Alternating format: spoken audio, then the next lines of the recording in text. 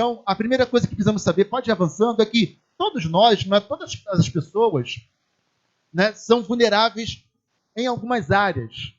Todos nós somos vulneráveis. Todas as pessoas são vulneráveis em algumas áreas. Não adianta falar que alguém é vulnerável em uma única área. Existem várias áreas da nossa vida em que nós somos vulneráveis. Assim, mas o que é vulnerabilidade? Vulnerabilidade é fraqueza, é um ponto fraco, é uma fragilidade. Vulnerabilidade, amados, é algum ponto da nossa vida onde nós não temos muita resistência. Vulnerabilidade é falta de resistência, é fraqueza, é sensibilidade. Algumas pessoas têm fraquezas em determinadas áreas, outras pessoas têm fraquezas em outras áreas. E nós precisamos perceber essas vulnerabilidades, porque senão elas podem ser a nossa destruição. Se nós não prestarmos atenção em nossas vulnerabilidades, nós podemos sucumbir. Nós podemos ser destruídos. Pode avançar. Não reconhecer as próprias fraquezas é uma grande demonstração de tolice. Tem pessoas que acham que são fortes demais. Tem pessoas que acham que são resistentes demais. Tem pessoas que acham que são super-homem. Ora, até o super-homem tem a criptonita como ponto de vulnerabilidade. Sim ou não? Não é verdade isso? Até o super-homem. Então, ainda que você se ache um super-homem, não se esqueça que sempre há uma criptonita escondida em algum lugar e em qualquer momento ela será lançada diante de você. E aí todas as tuas forças se ruirão. A tua fraqueza se revelará. Então tome muito cuidado. Não pense que você resiste a todas as tentações da vida. Não pense que você seja imbatível. Não pense que só porque você é de Deus, nada te atingirá. Houve um grande erro, um grande equívoco, na verdade, uma grande tolice nos últimos 2 anos. Homens que agiram com tolice. Homens que morreram, que não precisavam ter morrido. Homens que poderiam estar aí até hoje, pregando o evangelho, inclusive, mas não estão, porque subiam no altar e diziam: o Covid não me pega, coronavírus não vai pegar, porque eu sou de Deus. E dizia essas coisas e não se cuidava, não se preservava, não se prevenia contra a doença. E hoje estão debaixo da terra. Hoje tem filhos órfãos que choram, que estão tristes por causa da tolice de um pai que se achava mais forte do que realmente era. Porque achava que era tão forte que uma doença natural não poderia atingi-lo. O vírus da gripe o pega. Ele fica gripado, ele fica resfriado. Mas acha que o outro vírus não vai atingi-lo. E por essa tolice, hoje deixaram uma igreja sem o seu pastor, deixaram uma família sem o seu chefe, deixaram uma esposa viúva, deixaram filhos órfãos, por causa de uma tolice. E nós não podemos viver a tolice de achar que não somos frágeis em algumas áreas.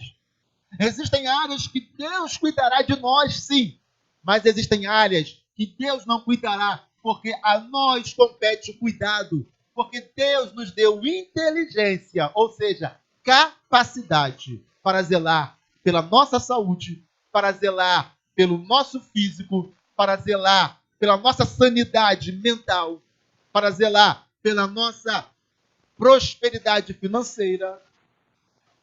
Então não adianta transferir para Deus atribuições, responsabilidades que o próprio Deus fez recair sobre nós. Não adianta não administrar os seus recursos, não administrar as suas finanças e depois dizer: Deus não quer me prosperar. Então temos que aprender, temos que saber lidar com as nossas fraquezas. Temos que aprender a fortalecer as áreas frágeis da nossa vida. Porque senão estaremos demonstrando tolice, o quanto somos tolos. Pode avançar? Então, em segunda carta de Paulo aos Coríntios, no capítulo 12, no versículo 9, nós vamos enxergar, nós vamos ver aqui o que ele fala. Paulo, o grande apóstolo, aquele que mais fez dentre os apóstolos, ele vai demonstrar o quanto não confiava na sua carne, o quanto não confiava em si mesmo. Aliás, Paulo vivia afirmando que tudo o que ele era e fazia era por causa da graça de Deus que operava nele.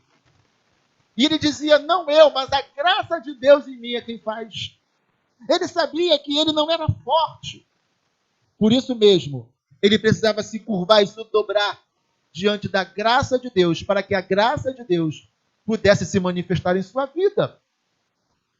E disse-me, a minha graça te basta, porque o meu poder se aperfeiçoa na fraqueza. De boa vontade, pois, me gloriarei nas minhas fraquezas, para que em mim habite o poder de Cristo. Paulo está reconhecendo, dizendo, eu não posso por mim mesmo. Eu não posso de mim mesmo. Paulo, ele foi arrebatado, ele foi levado ao terceiro céu, como ele mesmo disse, embora ele não diga que tenha sido ele. Ele não ousou dizer, eu fui levado. Ele fala, conheço um homem que foi. E ele dizia de si. Ele falava isso de si mesmo. E ele fala, mas para que eu não me exaltasse pela excelência das visões, das revelações, da experiência que eu tive, foi-me enviado um espinho na carne. Então Paulo tinha uma fraqueza, e até hoje existem especulações sobre qual era a fraqueza de Paulo. Para que ele não confiasse na carne, para que a fraqueza de Paulo sempre batesse no ombro dele e dissesse, olha, cuidado, eu estou aqui. Para que Paulo confiasse em Deus e não nele.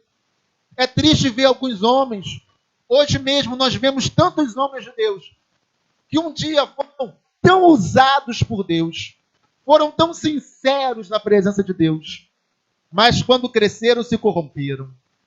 Quando o ministério tomou proporções maiores, veio a fama, e aí veio a corrupção política, e aí muitos deles caíram.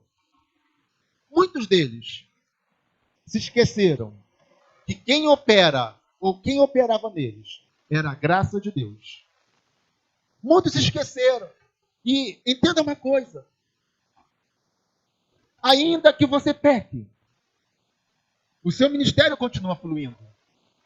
Ainda que você esteja no erro, o teu ministério continua fluindo. Porque o teu ministério não é você.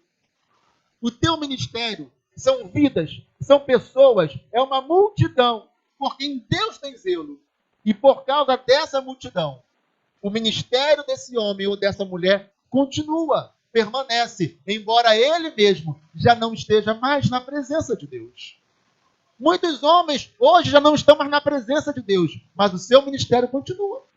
A igreja continua. Em algum momento, o erro virá à tona. Em algum momento, o pecado virá à tona. Em algum momento, a soberba virá à tona e o derrubará. Mas é no tempo certo de Deus, por causa das vidas, das pessoas daquele ministério que não podem sofrer. Nós temos que tomar muito cuidado, porque às vezes achamos que Deus está conosco pelo simples fato de ainda conseguirmos ganhar almas, de ainda conseguirmos curar o enfermo, de ainda conseguirmos pregar e o pecador se arrepender. Mas não são essas coisas que devem medir a nossa espiritualidade, mas sim o quanto nós somos capazes de nos aquebrantar na presença de Deus, de ser envolvido por essa presença, de sentir a presença de Deus, de nos arrependermos de nossos erros. É a intimidade que temos com Deus que revela isso, e não o fruto do ministério, o fruto do trabalho que estamos desenvolvendo. Paulo precisava do espinho na carne, para que ele não se sentisse mais do que ele realmente era, para que ele não pensasse de si, além daquilo que ele realmente era. Alguém, como ele diz, que não era sequer digno de ser chamado apóstolo de Cristo, porque foi perseguidor da igreja. Mas ele era o que era, porque Cristo assim queria. Então, não dependia dele, dependia de Cristo. Nós precisamos tomar muito cuidado. Pode avançar o segundo versículo de Paulo. Por isso, sinto prazer nas fraquezas, nas injúrias, nas necessidades, nas perseguições, nas angústias por amor de Cristo. Porque quando estou fraco, então sou forte. Algumas versões colocam enquanto sou fraco, então sou forte. Mas eu gosto da maioria das versões que usam estou em vez de sou. Quando estou fraco, então sou forte. Ou quando penso que estou em fraqueza. Ou quando penso que sou fraco, então sou forte. Por que quando estou fraco, sou forte? Porque a nossa força não vem de nós mesmos. A nossa força vem de Deus. A nossa fraqueza se manifesta. A nossa fraqueza se revela. Nós, homens humanos, somos fracos. Fomos chamados por Deus em fraqueza. Mas é o poder de Deus que nos faz fortes.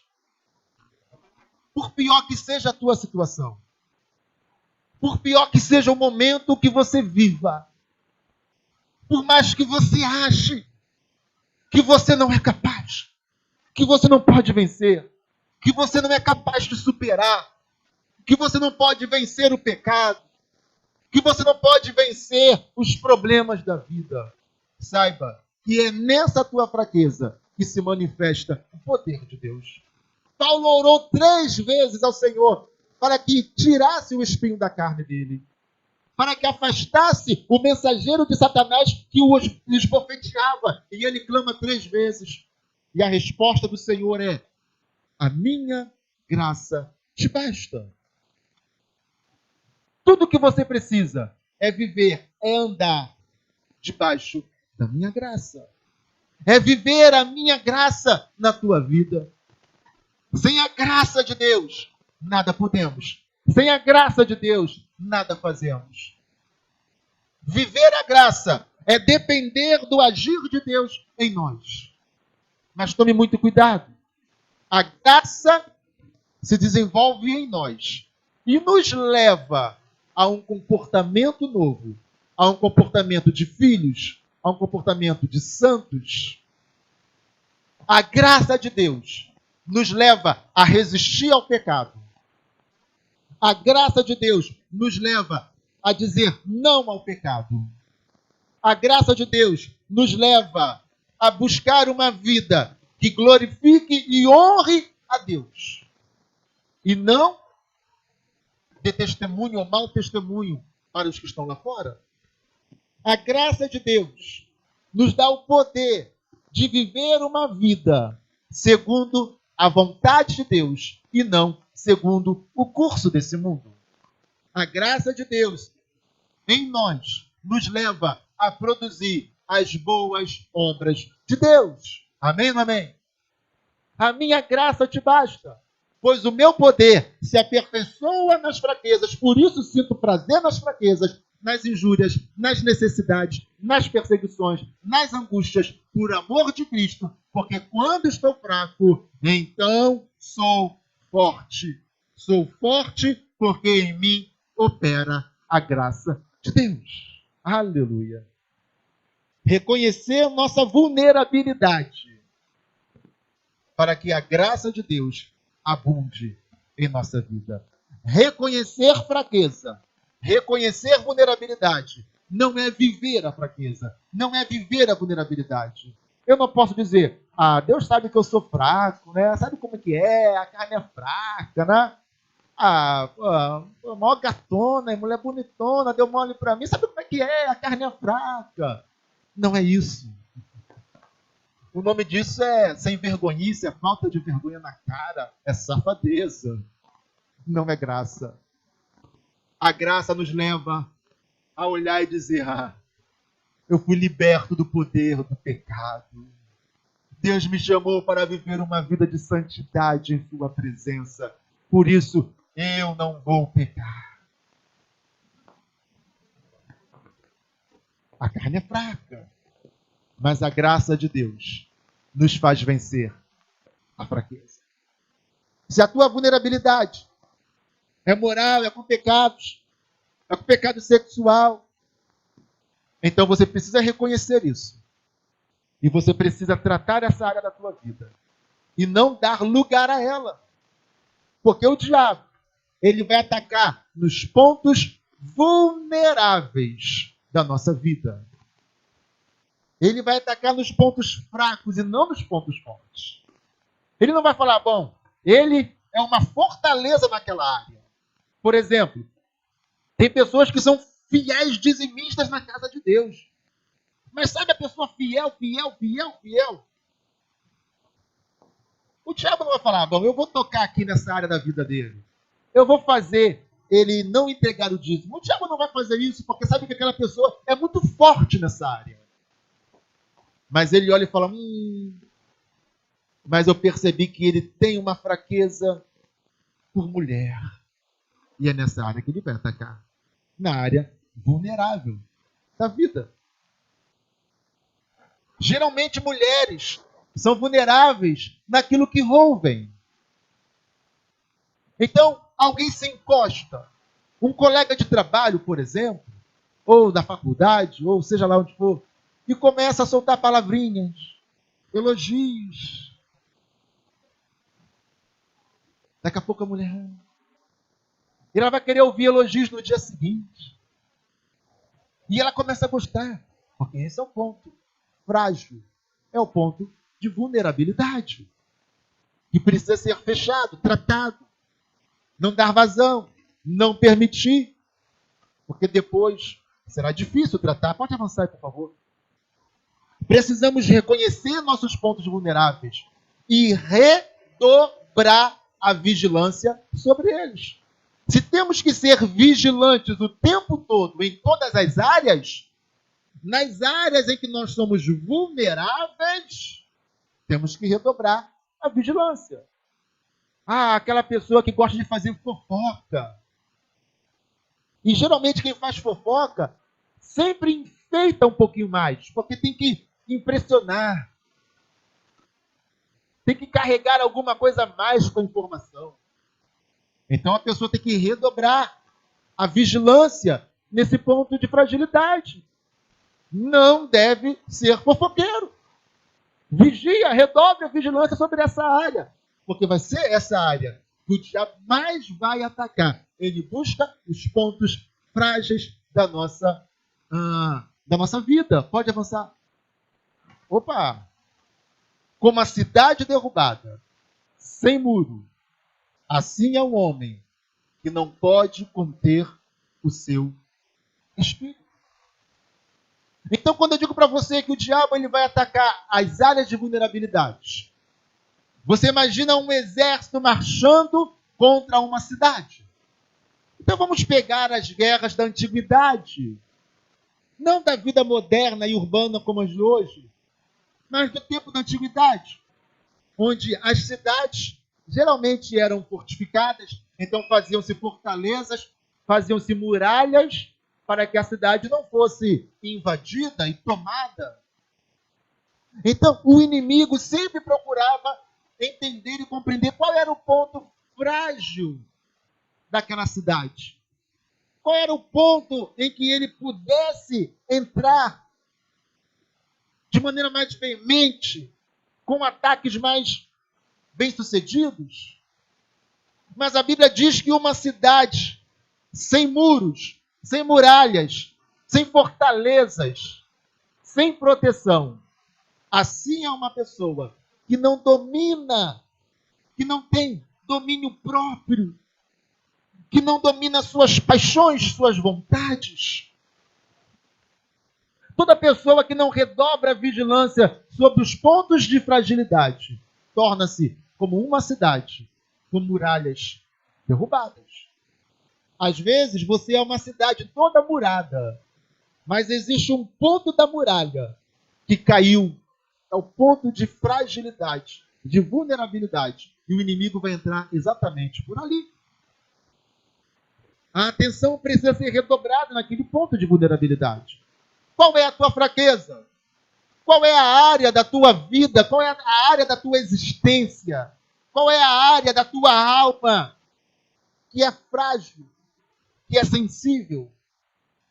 Qual é a área da tua vida que você precisa redobrar a sua atenção? Não finja ser forte. Reconheça a tua fragilidade. Invista nela. Aumente os muros. Coloque vigilância. Coloque vigilantes. Para que o diabo não ataque exatamente nessa área da tua vida. Pode avançar.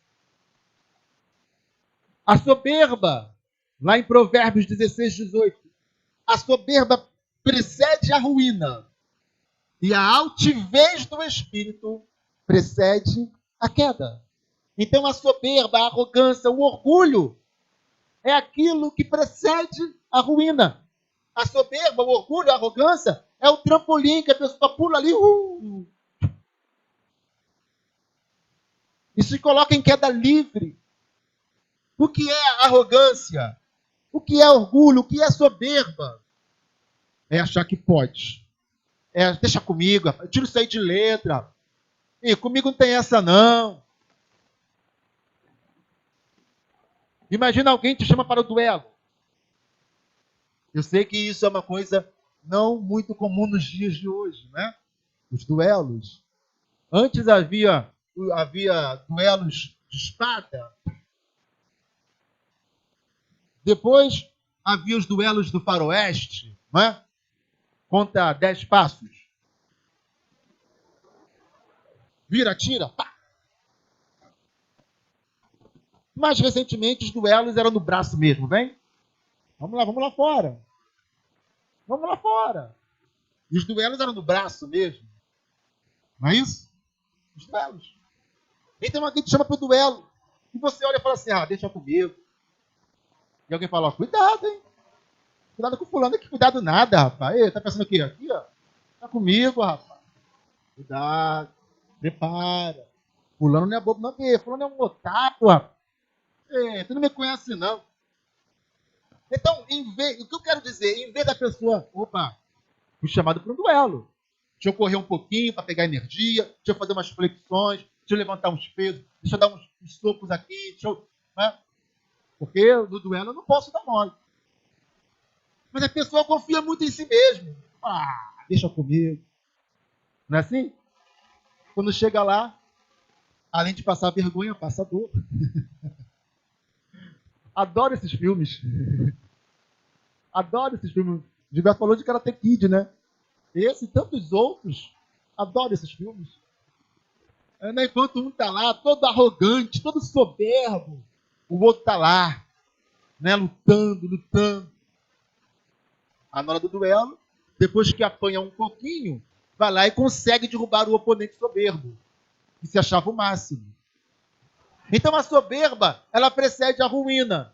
A soberba é achar que é tão forte, ou tão bom, ou tão capaz, ou tão autossuficiente, que não precisa vigiar, que não precisa se esforçar, que não precisa lutar, que não precisa estudar, que não precisa orar, que não precisa jejuar, que não precisa se santificar, que não precisa se arrepender. E aí a ruína está diante de si.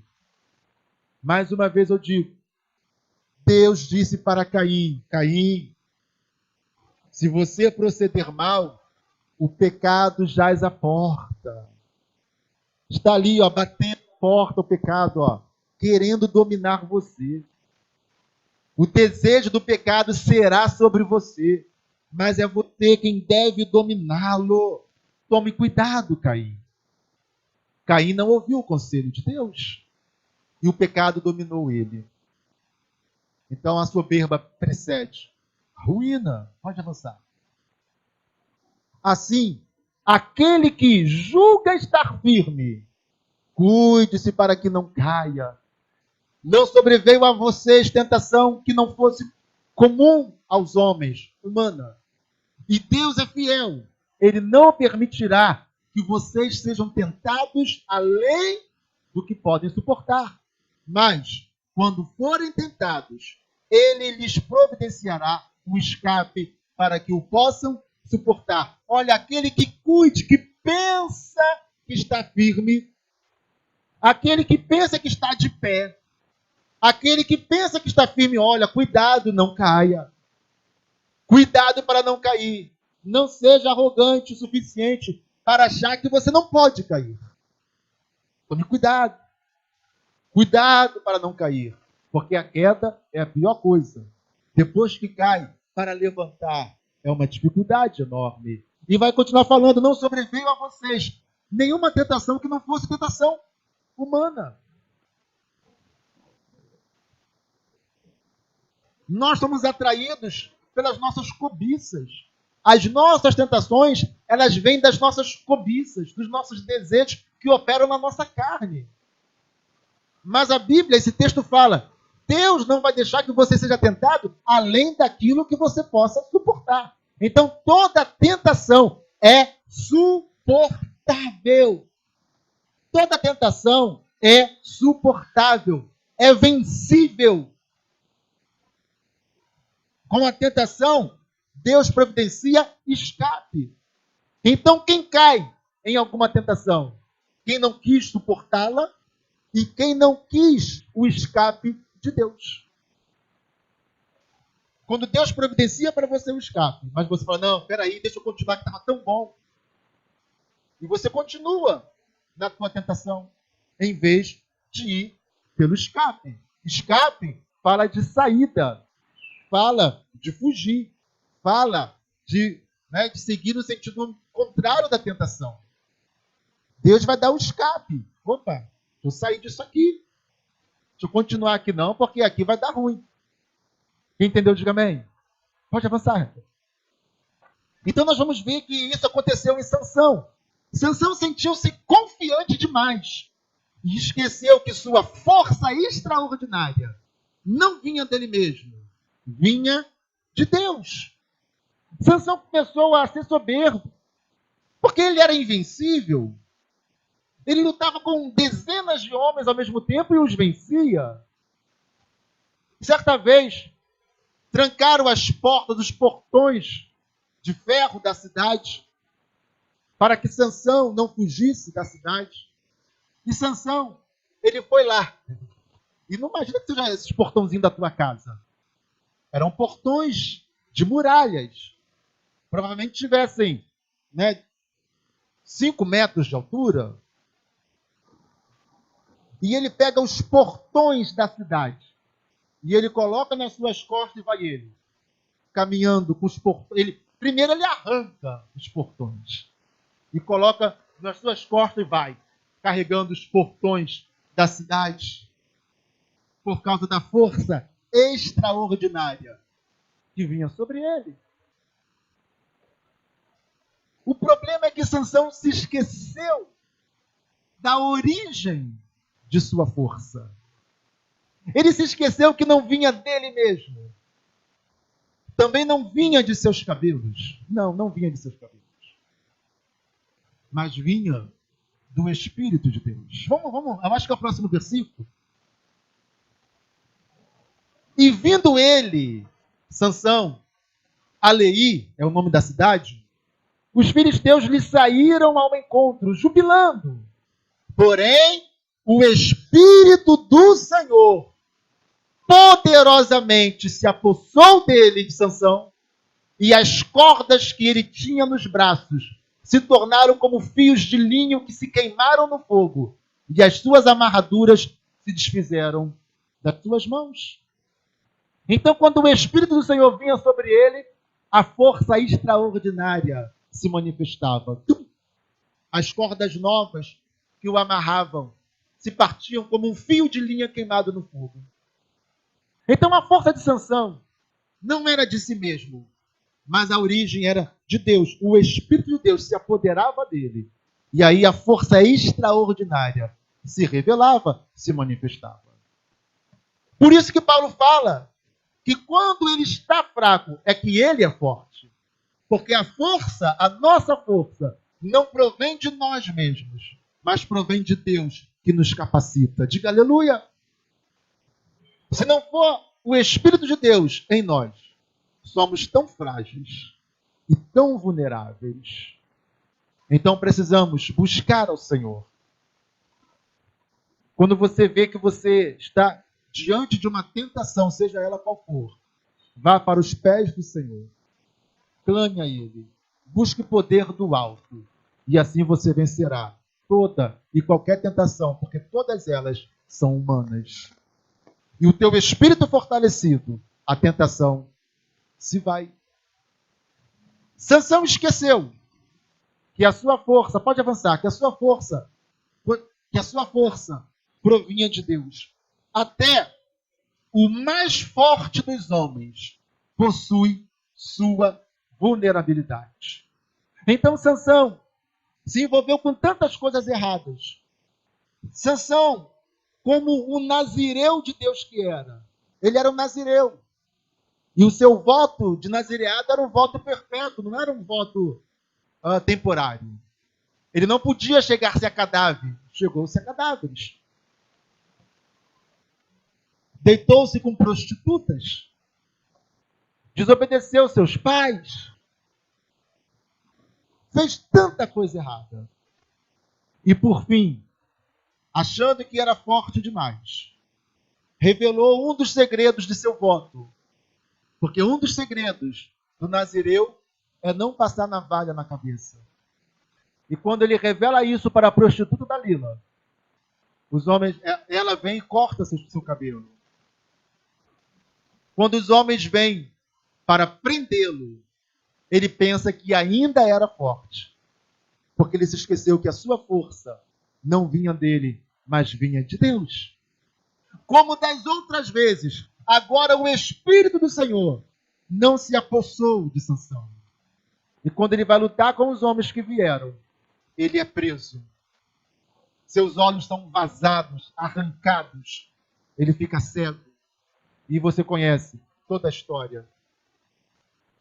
Porque ele foi soberbo, arrogante. Se esqueceu que havia um ministério a ser cumprido. Que a sua força não era para se exibir. Que a sua força tinha um propósito específico.